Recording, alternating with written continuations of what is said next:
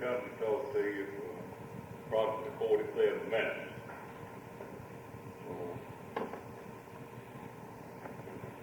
We're entitled to equal time for 47 minutes. I might say I'm glad to see you again. I told you I hope to see you again. I would like to apologize for the shock treatment that you went through sometime this morning, especially you ladies. You recall last Friday I told you they tried to put the fear of God in it. Try to make you think and put it in your mind when you vote in here tomorrow. Wednesday morning, when you'll be voting, that you won't be voting for union representation, you'll be voting to go out on strike, get your heads busted, have other people come in and take your job. Sometimes they used to put pictures on the wall of little babies, blood running out of their head, show movies and things of that nature. Well, it's all part of the tactic, but let me explain why I am here.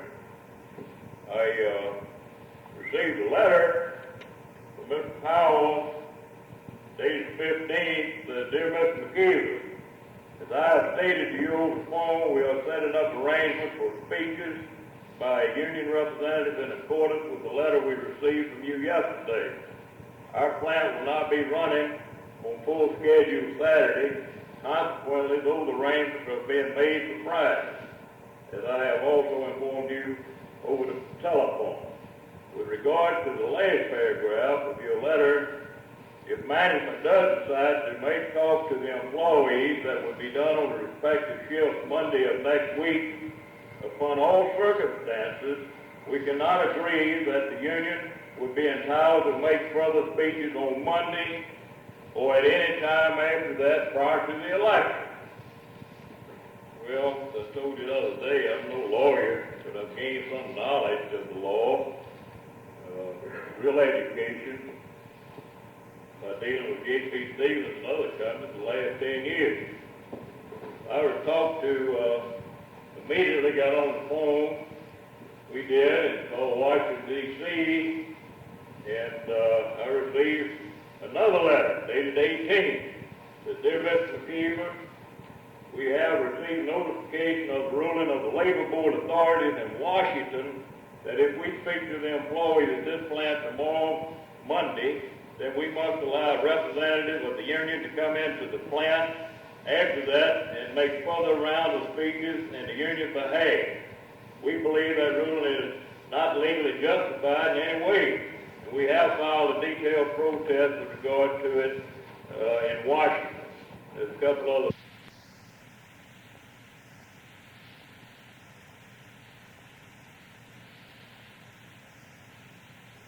that J.P. Stevens is not larger than the federal government. They are not bigger than the federal government. You do have certain rights.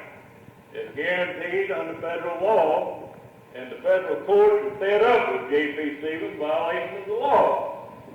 And this is the reason I'm here today. Now, those of you who attended the meeting last Friday know that I issued a challenge to this company to debate it right here today. You can hear from them, you can hear from us, and then we'd answer questions. Of course, I assume they answered all your questions in the meeting. Is that right? Well, I don't know why. They don't have anything to hide. It looks like they would answer your questions. I intend to answer your questions before you leave here.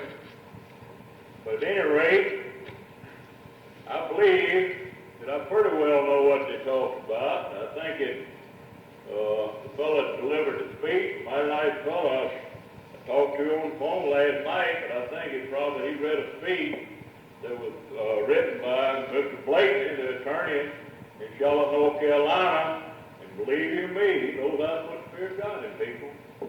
He separates the men from the boys, and he separates the women from the girls. It goes back to that old philosophy that I told you they used last Friday. On the one hand, they try to scare you to death, and on the other hand, they try to love you to death.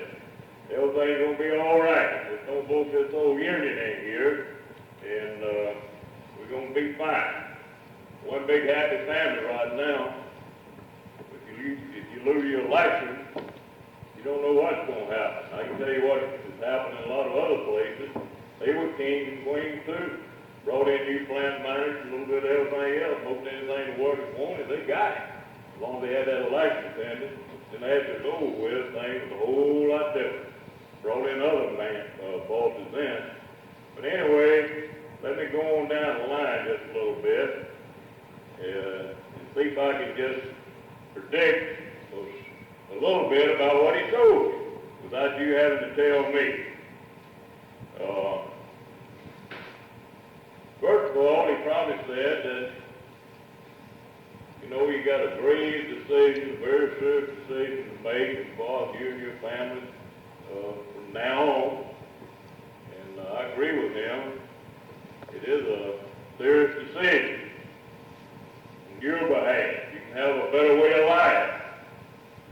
You can have an opportunity for the first time to sit down and bargain with your employer over your wages and working conditions.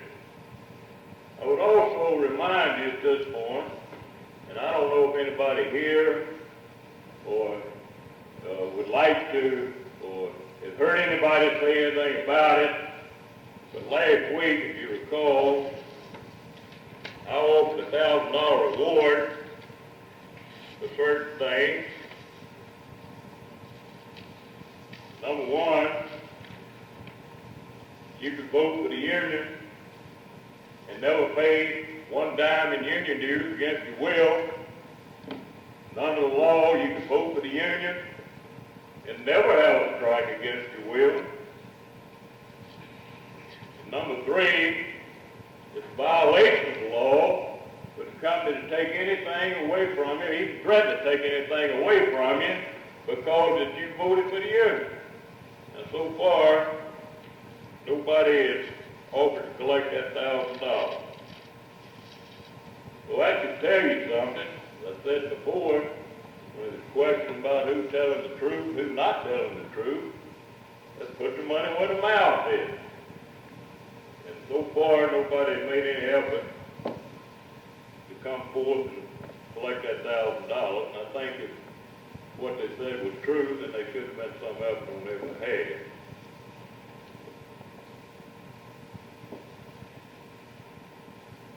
They talk about turning over your right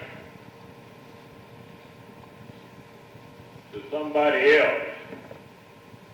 As I said to you last week, what legal rights do you have now? You don't have any legal rights. The boss is right whether he's right or wrong. And right now, from what I can determine, you got good supervisors. Everyone that I met appeared to be real nice fellows. You don't know how long you're going to be here. I don't know how long your plant manager's been here, but most of the campaigns we've had in recent years, they bring in new plant managers. In a lot of those cases, they leave right after the campaign's over with.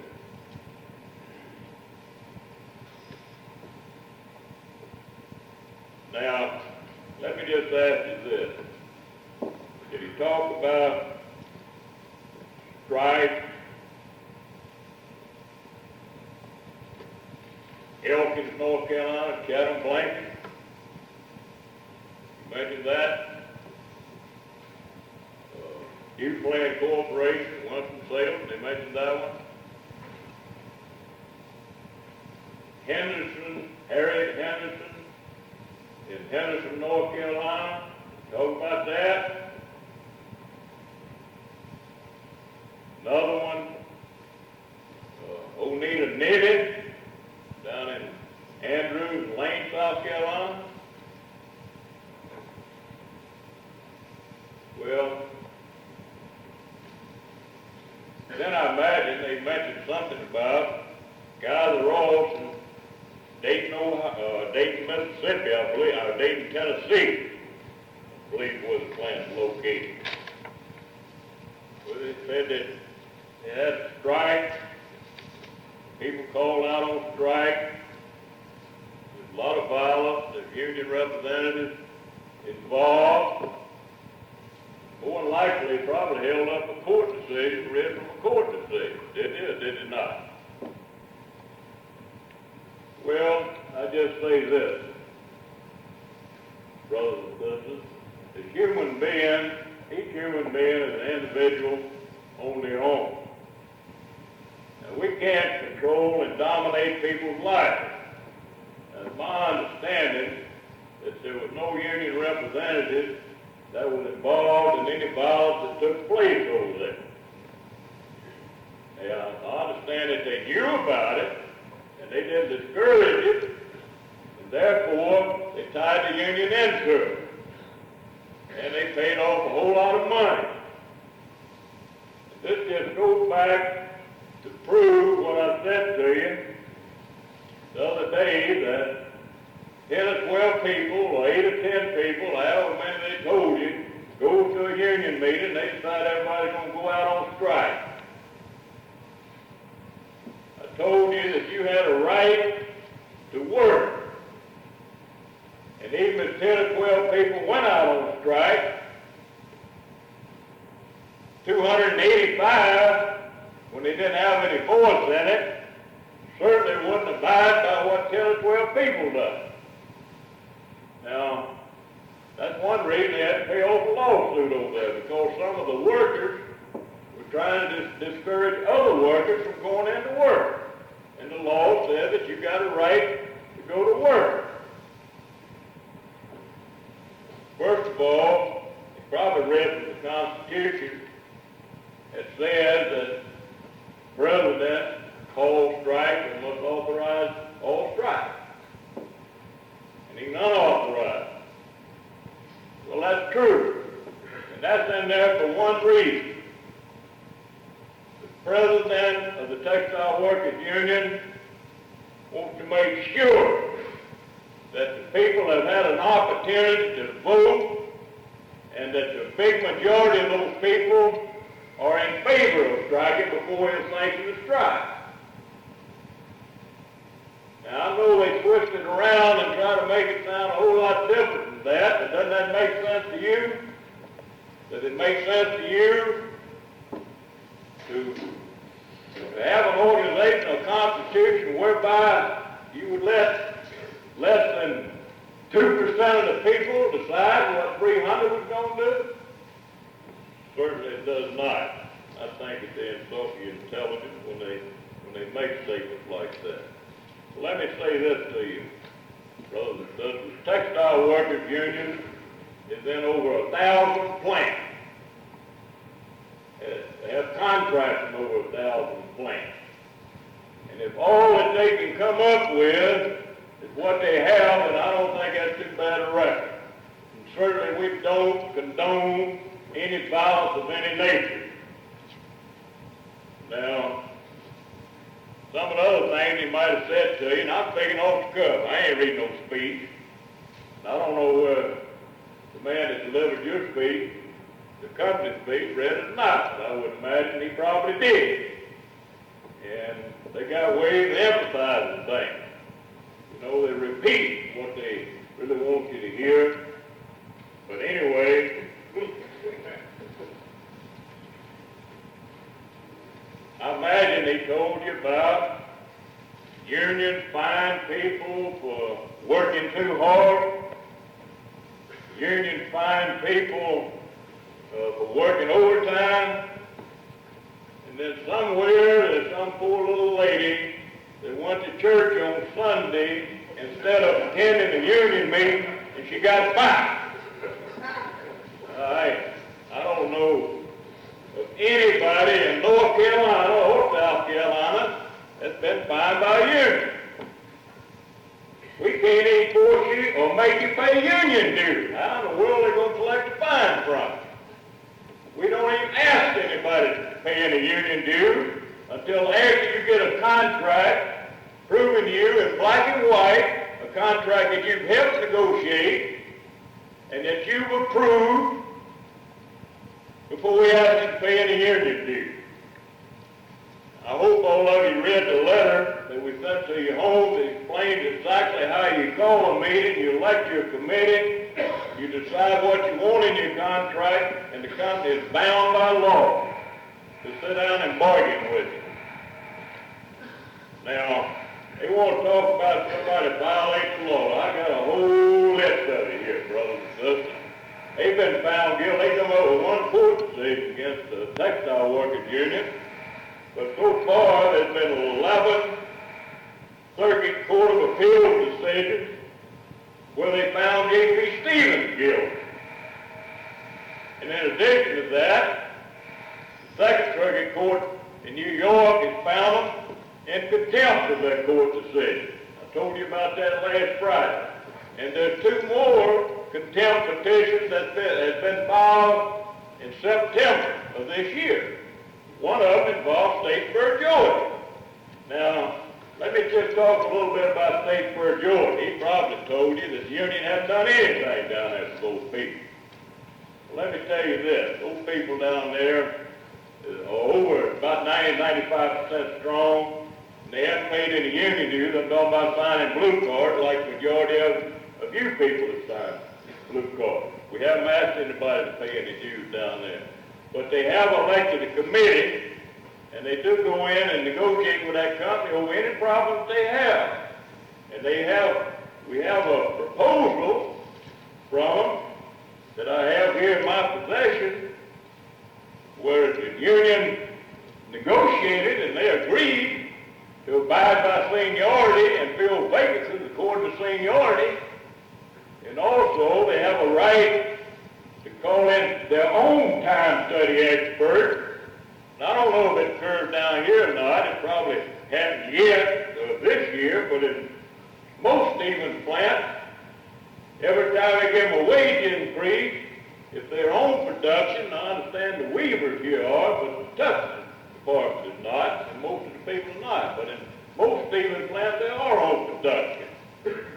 But they come around after they give you a wage increase in most plants, and they were a time study engineer, and they start stretching people out, adding more work to them. And we've had cases whereby that they wound up with less money after they got the wage increase than they did before. Now down in Statesboro, Georgia, same thing happened. Company cut their production down there. Said that they're going to eliminate the incentive, take an average of what they had been making, incentives or production, whichever you prefer, and apply it to the guaranteed hourly rate. At the same time, they're going to give a wage increase. They got to checking the check stub. This is in July 1969, when you got your wage increase, I assume. But they started checking the check stub, and they found out that they were making, some of them making less money after they got through than what they were making before. But we collected, because of the union in the picture, and I was a part of it myself, for 144 people, we collect $72,122.34. Now I ask you, if the union has done anything for the people in Statesboro, Georgia. They're proud of their union down there.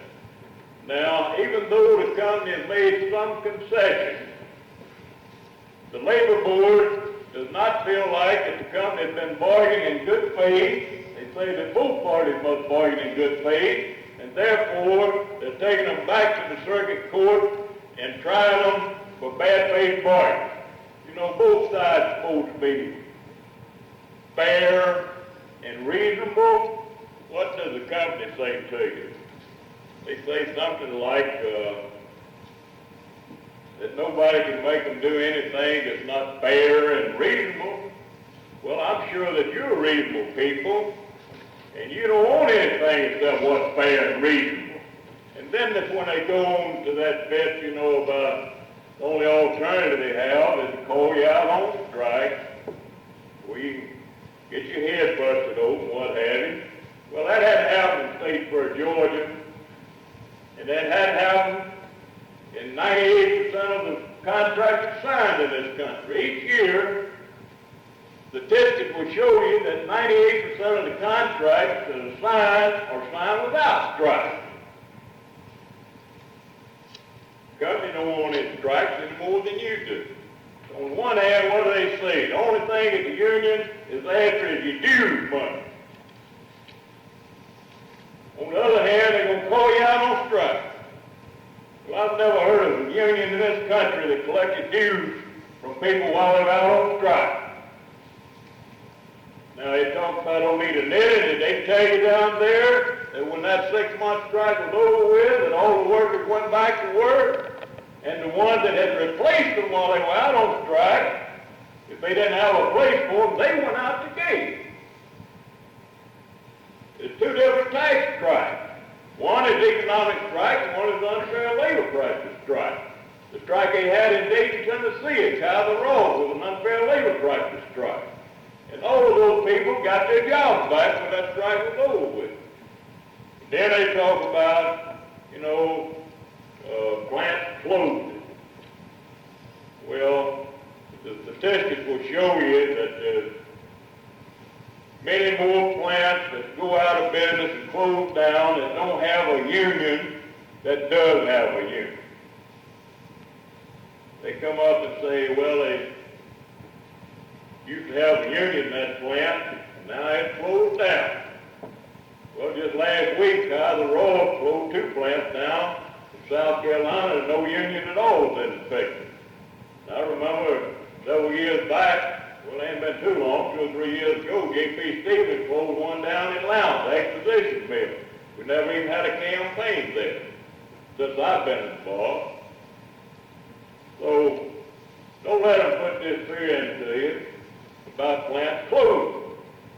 Now, I know that I told you people last week, if you had any doubt about whether the company would close your plant up because you voted for the union and asked your boss man.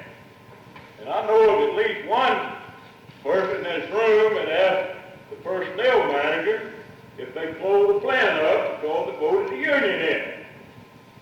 He didn't want to, but he told him no, the way I understand it. Well, what they're trying to do, brothers and sisters, is simply take your mind off the real issues in this campaign. Now, it probably, I don't know if he said this or not, but he probably said that this ain't no steel mill, or this ain't no automobile factory, or this ain't no chemical plant. Did you say anything like that? The only reason that I was making those comparisons last Friday was because these are industries that are organized. And I was trying to show you that what workers have accomplished by organizing the union and bargaining with the employer. Now, the statistics would show that nationwide, including the South, that people who belong to a union earn 30% more than people who do not belong to a union. And you heard me talk about the statistics the other day. We're on the cost of living, about how it's just as high down here than it is in a lot of cities up north as far as feeding, housing, clothing, taking care of your family. And also pointed out that states like Michigan, the wages are almost double what they are in North Carolina. But ladies and brothers, I think that the South is waking up. I not only assist the textile workers in organizing, but I have 40 other organizers that work under my direction from different unions. One election down here at Keller Springfield Tire Plant last year.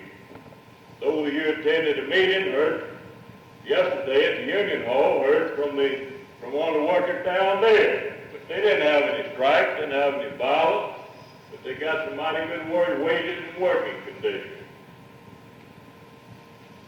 Well, I don't want to take too long here.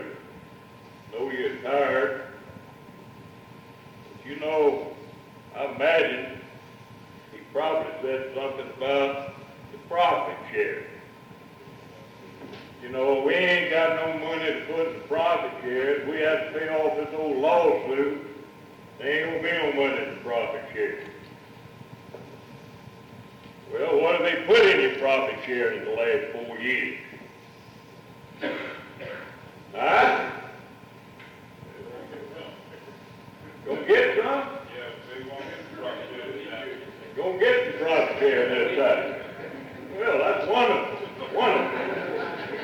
Somebody told me, retired, G.P. Stevens here a while back, all told, I think he had about $1,100 profit share. How long that $1,100 gonna last them after retire when they're too old to work and too young to die? Just say this, brothers and sisters, if that profit share and if that lawsuit has got them worried, and of course the company is telling the truth. See, they made a statement to the press that they didn't have anything to do with that bugging that went on over there. You know, the little Watergate over in Wallace, South Carolina. They didn't have anything to do with that. That these people were operating on their own. Personnel manager has been indicted, but I don't guess they consider him to be a part of the company. Safety director was indicted. Well, I don't guess safety engineer, I don't guess they considered him to be a part of the company. But undoubtedly, if they keep talking like they are, it may sound like that they might think they might have to pay that thing off. I don't know. But I can promise you this, if they do have to pay it off, we'll let them pay it off on a weekly installment plan. And I'm sure that all of you people out there know what that means. We don't want to do anything to hurt that profit share. Matter of fact, we want to get a union in here so we can throw the profit sharing out the door and negotiate a pension plan, like they got it for the big shots up in New York. So, I don't know. They talk about how bad the unions are. You know, brothers and sisters, I told you a little bit about my background, where I come from, down in South Georgia, worked at the steel mill 15 years. You know, my wife, mother and father, worked in a textile mill, cotton mill. My mother-in-law works in a cotton mill down in Griffin, Georgia right now. In the cloth room, most of her life worked in the spinning room with a spinner. Father-in-law was a loom fixer up until he died in his early 50s. My wife is the oldest of the children. She had 3 brothers. And she did most of the cooking and the cleaning of the house to help take care of the 3 brothers. I made up my mind a long time ago. You know, he took me out of a steel mill. One of my first assignments was on J.P. Stevens down in Greenville, South Carolina. But I said, if there's any way that I can be a part of helping the textile workers to a better way of life and enjoy some of the benefits that we're used to in the steel industry, then I wanted to do it. And some of the best people I ever met in my life were working in J.P. Stevens' plant. There's one thing, I see we have some ladies in the audience. You know, when they passed the Civil Rights Act, it covered more than race, religion. It also covers maternity benefits. So if there's any of you ladies that has been on maternity leave, and they didn't pay you that $36 a week while you was on maternity leave, then you could have collected it through the Civil Rights, through Title VII of the Civil Rights Act. I know it's not too many ladies here today, but it would appear to me that the company would know that law too, and they would have given you that $36 a week while you're out on maternity leave.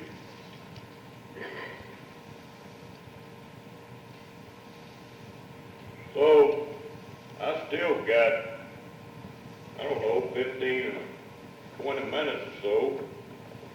So let's have the question, brothers and sisters. Ask me anything you want. Now, I know the boss man has answered your question, so fire away.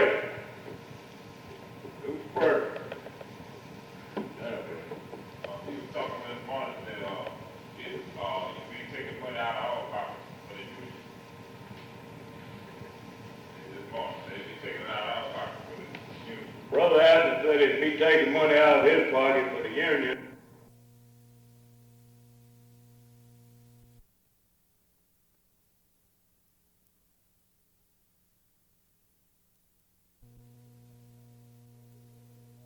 What they're worried about is you're going to take some money out of their pocket. You remember I quoted to you the other day where 36 officers and directors of this company receive a salary of over $2 million a year. We're not going to take any money out of your pocket. Let me just say this. Would you pay in the union dues unless you got more in raises and benefits? It's voluntary. We don't ask you to pay any union dues until after you get a contract.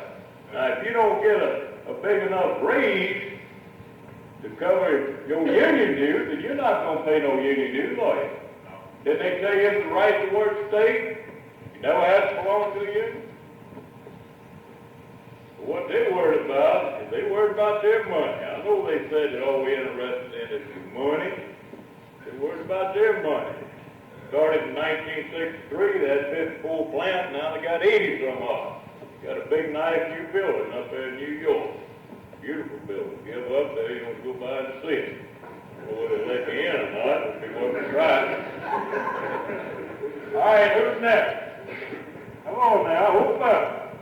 If I can't tell you the truth, then I won't answer it. I'll get the truth for you, brother. The TWA, does it have a president of its own or is George Meany? Textile Workers has a president of his own. His name is Saul Stetton. He's elected at conventions by delegates from each local union in the United States and Canada. Now, they are affiliated with the AFL-CIO, and George Meany is president of the AFL-CIO. I don't agree with a lot of things he does, but he's president, and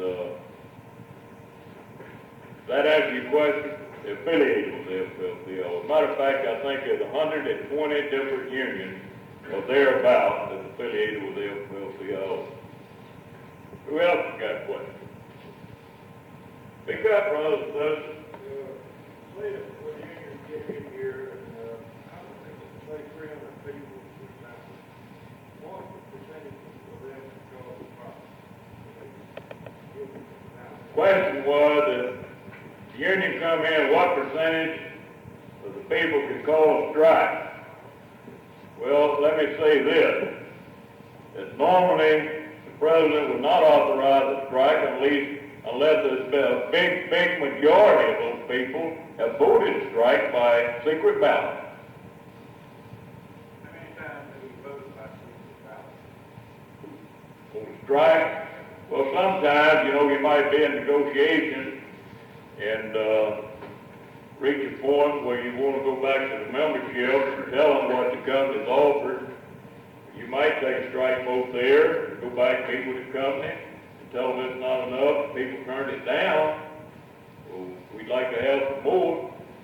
There's no set time or set limit as to how many times that you can take a strike vote. That answer your question? Anybody else? Brothers and sisters, I see you got you thinking about strikes. Remember down in Statesboro, Georgia, we ain't had no strikes. And remember also, 98% of them settled without strikes. Brother, you started. You were speaking on Mr. Daniel's salary. You know how much George I'm a little bit hard to hear. You were speaking Friday on how much Mr. Daniel made, how much his salary was. If you know how much Mr. George Meany's salary is. Mr. George Meany, I believe it's somewhere around $100,000. No, Mr. Finley's, I believe, was 120-something thousand. George Meany is responsible for something like 14 million people, president of the state of LCIO. I'll tell you what, I believe the textile worker president's salary is in the Constitution. His salary is nowhere around that. Is there any other question?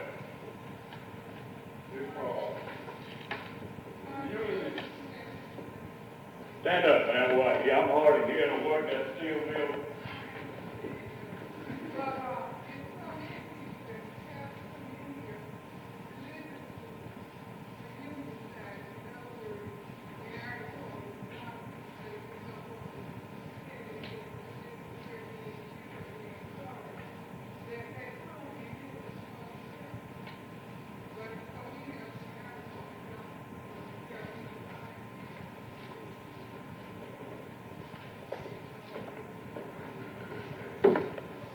Well, that's the very reason that I hope to meet the company here. I don't know how many people attended their meeting or what you were told about this meeting, but I do think that we've got a good majority on the first shift here.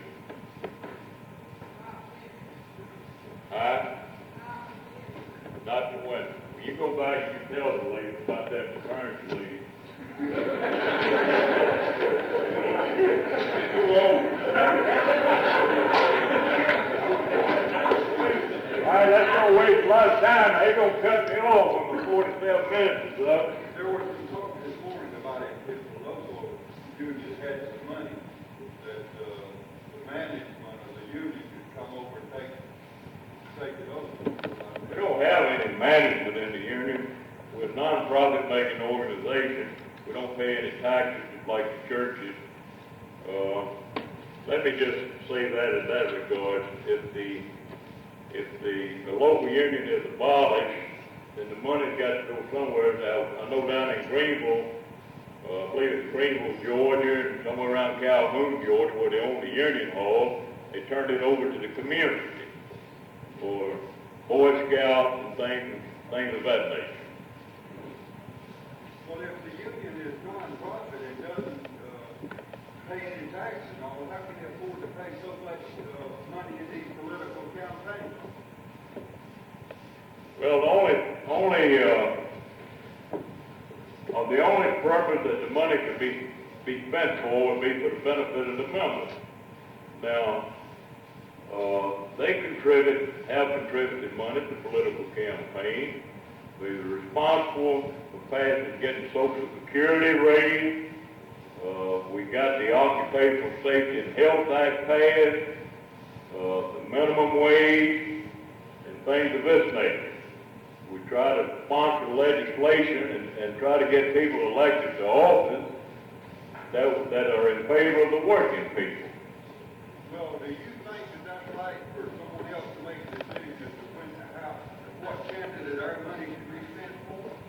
Aren't we capable of making such a decision? Yes, sir. I'm saying that is most of the time the union supports the Democrats, that's all I'm saying. Sir? The Democrats, that's why I asked. As a rule, the union supports Democrats. No, they support Republicans and Democrats alike. If you recall, during the last election, Mr. Meany didn't support anybody. That's right, he had to support a Republican, so he was not to support anybody. Well, okay, brother. I have a question.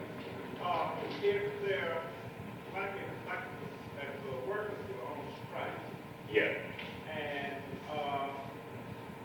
the worker, they were on strike and they were off their job, would they lose their job? Like, is there a law that says they can't come back on their job if they're arguing with the law? Yes, sir. We've had been many strikes when the people got their jobs back. As I said again, it's an unfair labor practice strike. The company doesn't borrow you in good faith, and they always get their jobs back. He got the law. You want to read it to him? You want me to do it? You read it.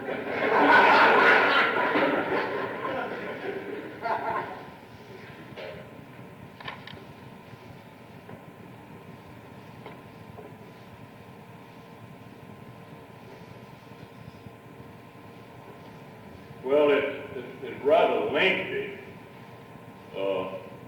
And I don't believe I've got about 5 more minutes. Well, How it's about- a matter of being statement, though. Yes, sir. Yes, sir. On unfair labor practice strike, they have to give you a job site, brother. Was that the petition that was passed out this morning? Does somebody have a copy there saying that, what we had was on there, and they would do it? That guarantee, Yeah. we gave one to everybody. They signed it, I'll leave. If they all we want your money, my name's on that guarantee, and that's been notarized. They'll give you the decent wages, the decent working condition. I'll leave right now. There won't be any election. That's your folks to sign.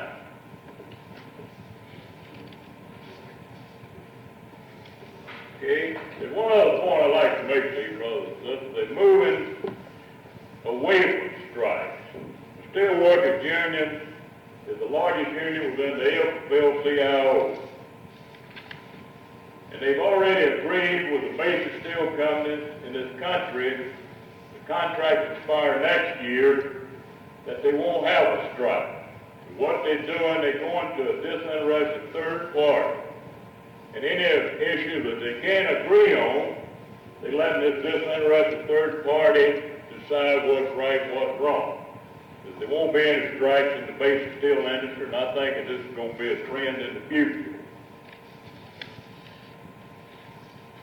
Anybody else has a question? I have one. I'm a little mystified with this Statesburg, Georgia team. Yes, sir. Company says they voted against the union down there, against the union representatives. Somehow or another, I'm on that team. Well, down in Statesburg, Georgia, they did vote against the union.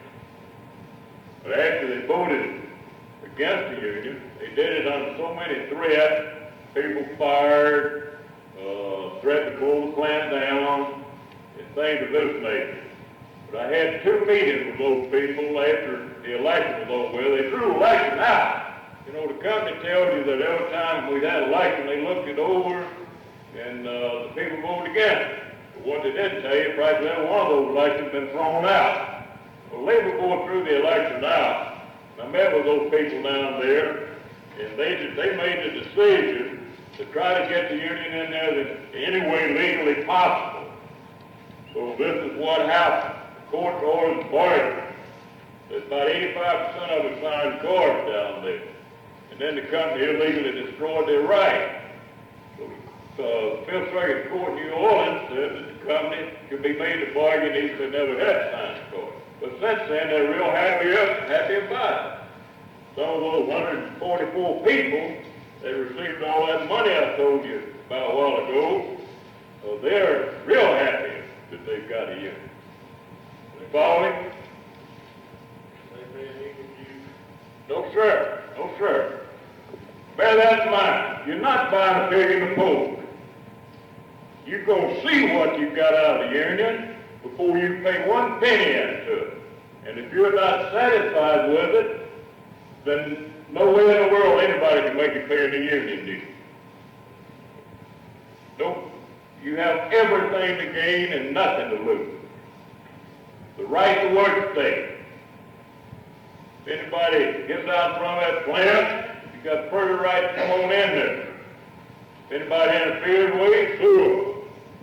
They passed law in 1959, Land Griffin law, that is violated for anybody to interfere with their right to come to work. Any other questions? Okay, bro. No, sir. No, sir. You can get in and get out. We have a lot of contracts where they get in one day and get out the next day. And once if you voted the union in, say you win your election tomorrow and Wednesday, you're not satisfied with it, you can vote it out the same way you voted it in. Takes a year. 1 year. You mean a year after we voted in, we could demand another election and vote it out again? Yes, sir. Provided there's not any unfair labor practices defending against the company. You follow me? But 1 year, you don't like it, you vote it out. Same way you voted in. I never heard of one being Sunday night. Well, I heard a lot of it. You ever belong to a union, brother? No. Okay. Anybody else? Anybody else? If you should lose this election, you wouldn't be back. Let me just say this, brother. I sent people down here, organizers down here, to request you people. Every one of those notices you see, it's been sitting on the bulletin board, been printed up in my office, and they're mailed, they're scattered, they're on the bulletin board of all J.P. Stevens plants in North and South Carolina. And my phone number is on every one of those leases. I've been getting calls from Stephen workers all over. We got a lot of campaigns going on. We got elections down in Walford, South Carolina, at the same time you're going to be voting. Election hours on Wolf's identical. They're on the same day. Roanoke Rapids, there was about, 50 or 75 people that drove down here from Roanoke Rapids yesterday to attend the meeting. And they were ready to go up there. 3,000 people in 6 plants. We had an election up there in 1965, and the Labor Board threw it out, and ever since then, there's been Georgia blocking the second election. But we do intend to go with that, and you can set the ball rolling. There's a lot of people watching, and you can break history, and J.P. Stevens make a better real life for all Stevens workers. Well, I'm talking about Old Roanoke Rapids. There's one lady up there that received $33,476.62 in this last attempt over. We talk about, a lot of people say, well, about 40 years, we won't have problems. Well, I wish I had her problem. It's been over $1,300,000 paid out to approximately 189 people. Got a lot more than I'll ever have. As I said the other day, Bobby, I don't know what happened to him. He got that $20,484. Seriously, ladies and gentlemen. Oh, sir, you're going to hear all kind of lies between now and then. That's what I said. I just be an old country boy myself. I always believe putting your money where your mouth is. That's the reason I offered that $1,000 reward. I still don't understand why people are asking me about paying union dues against their will when they can collect $1,000 when I put it up, if they could prove that. You follow? Anybody else got a question? What are some of the things you could organize the union? You say some of the things that you authorize the name like the honorable man, the biggest man, some of those things. Maybe people don't know anything about what you do for. Well, I think if you stand a bigger improvement in a lot of ways. Bobby, way on the perimeter. I got about 5 more minutes. Is that right? Okay, Bobby, I'll finish up in just 1 second. I'd like to leave you with this one thought, brothers and sisters. A working person's life is valuable. Every time the clock ticks, there goes the circuit of that life. When he spills the hours of his life to make a profit for someone else, he is entitled to all he can get for those precious hours. As the Bible says, the laborer is worthy of his hire. Humanity being what it is to the advantage of a fellow who employs others to get a maximum work out of his employees while paying a minimum of wage. He will buy his worker's life as cheaply as possible. To protect himself, the worker tries to get as much as possible for his labor. By himself, this is difficult.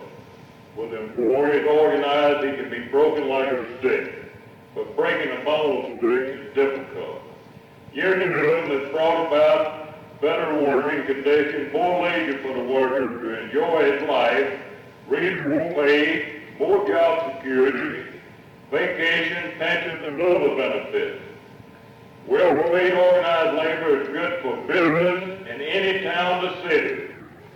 The more the worker earns, the more he has to spend on his needs. The more he has to spend, the better for the merchant, the church, the farmer, and everybody else. So I thank you. Bobby, just one question I'd like to ask you. Will the company close this plant down because they voted for the union? Yes or no? Can't answer. Okay. I thought they answered the question. I see this on.